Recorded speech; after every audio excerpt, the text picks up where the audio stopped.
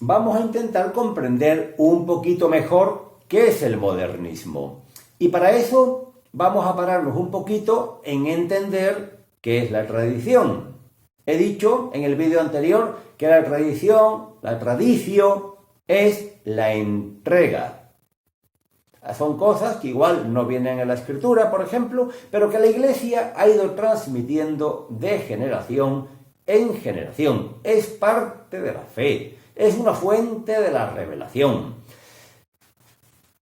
¿En qué consiste la tradición? ¿Qué aspectos hay en la tradición? ¿Qué elementos? Normalmente hablamos de 5 elementos de la tradición.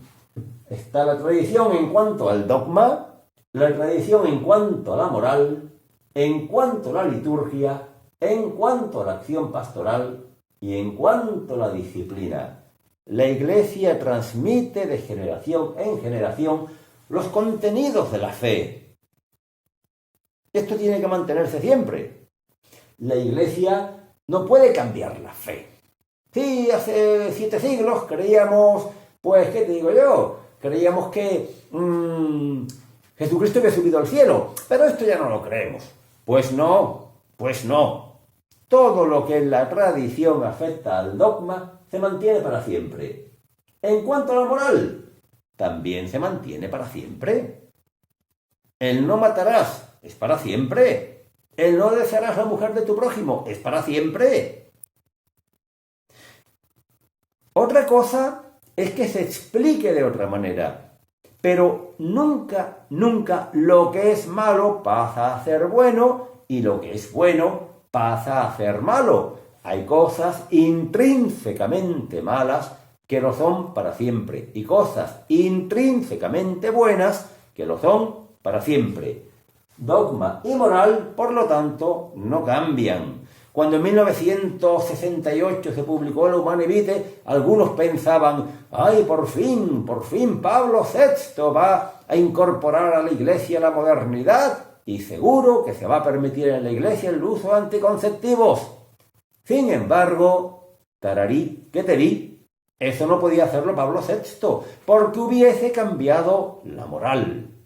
Y cuando después Juan Pablo II empezó a trabajar en sus catequesis sobre el amor humano, lo que llamamos teología del cuerpo, empezó a hablarnos de cómo Dios se revela también a través del cuerpo. Como él mismo explicó, aquello fue una especie de propedéutica, de preparación para entender la Humanae Vitae. Es decir, lo que algunos pensaban, escuchando a un papa hablar también del cuerpo y de la sexualidad, algunos pensaban que iba a ser un cambio de moral. No fue un cambio de moral, sino precisamente, como él explicaba, se trata de comprender el sentido del cuerpo para entender y aceptar las normas éticas sobre la unión de los cuerpos. ¿Esto qué nos dice?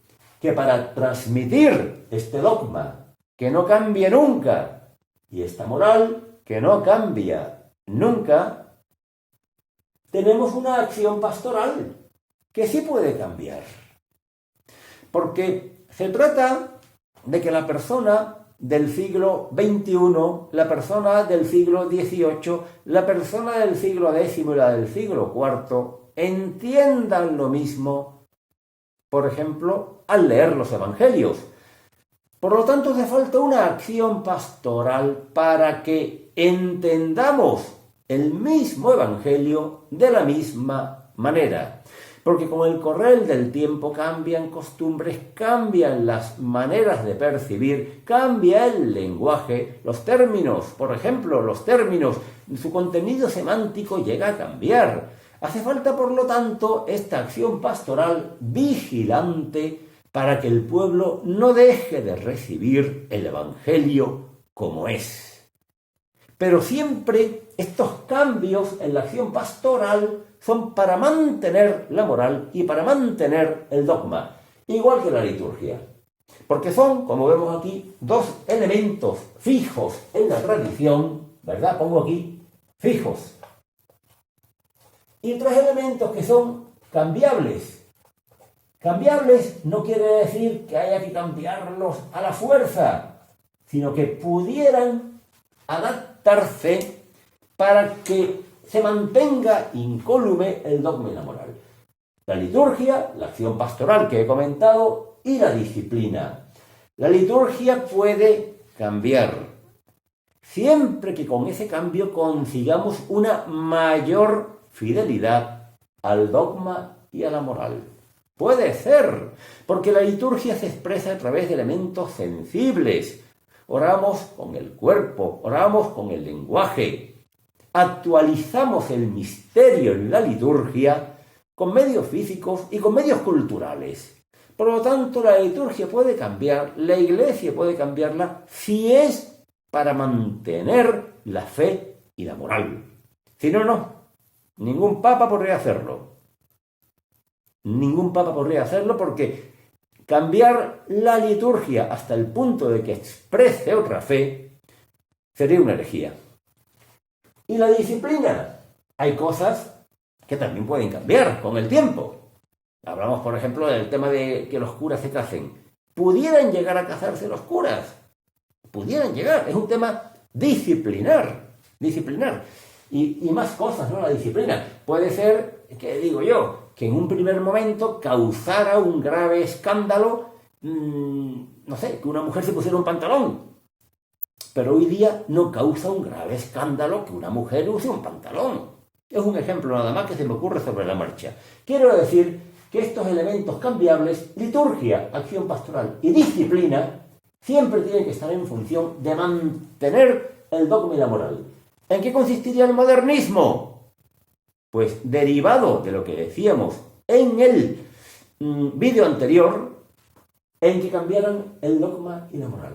Esa relativización radical del dogma, eso de que no sea algo sólido, sino que sea algo líquido, hace que pueda cambiar. Porque tú un líquido lo echas en una botella cuadrada y coge forma cuadrada, en una botella redonda y coge forma redonda. El dogma no es líquido, la moral tampoco es líquida. Bueno, puede haber casos en los que el adulterio esté justificado. Pues no está justificado. No está justificado. Se opone a lo que Dios ha revelado. Bien, por lo tanto la revelación hay que cuidarla y mantenerla, ¿no? El modernismo consistiría, por lo tanto, en llegar a relativizar el dogma y la moral, considerándolo también elementos cambiables de la tradición. ¿Esto que supondría? Cargarse la tradición, cargarse la fe de la Iglesia, es decir, la fe que Cristo nos ha dado.